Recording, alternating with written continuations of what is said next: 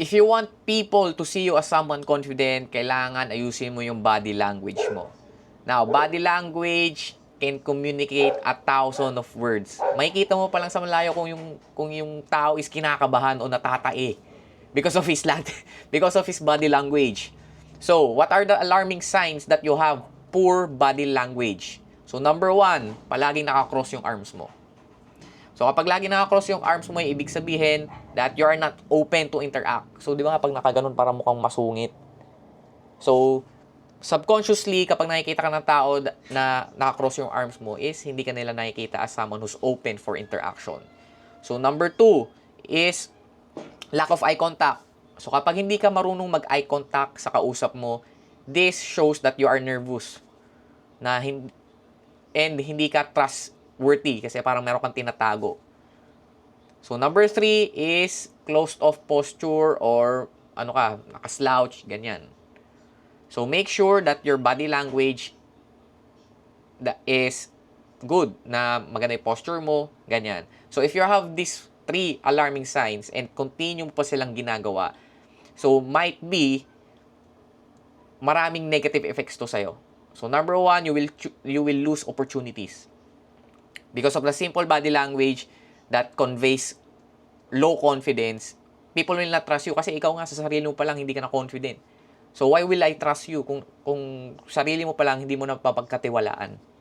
Number 2, people may misinterpret your intentions. Kumbaga, kahit mabuti naman yung intentions mo, pero dahil mukha kang nervyoso, mukha kang natatae, mukha kang kinakabahan, is parang may masama kang balak.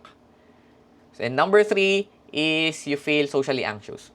So, kumbaga, ayaw mo sa mga social settings, ayaw mo sa party, ganyan. So, making you closed off or making you less of an option. So, bakit ba importante ito? So, understanding body language will help you to connect better with other people.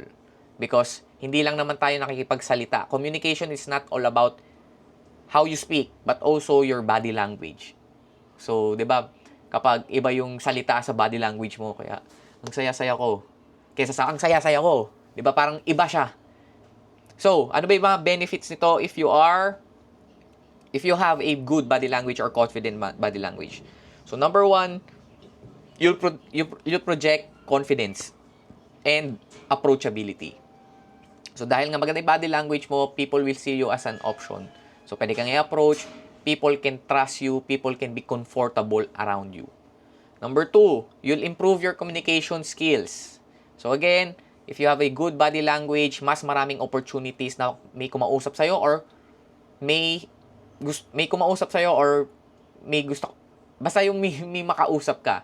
So, kapag marami ka nakakausap, this will improve your communication skills. Kasi marami ka nakakausap. Ibig sabihin, kada communication mo, kada nakikipag-usap ka, is may improve or may enhance yung skills mo. And number 3, you'll attract more interest from potential partners.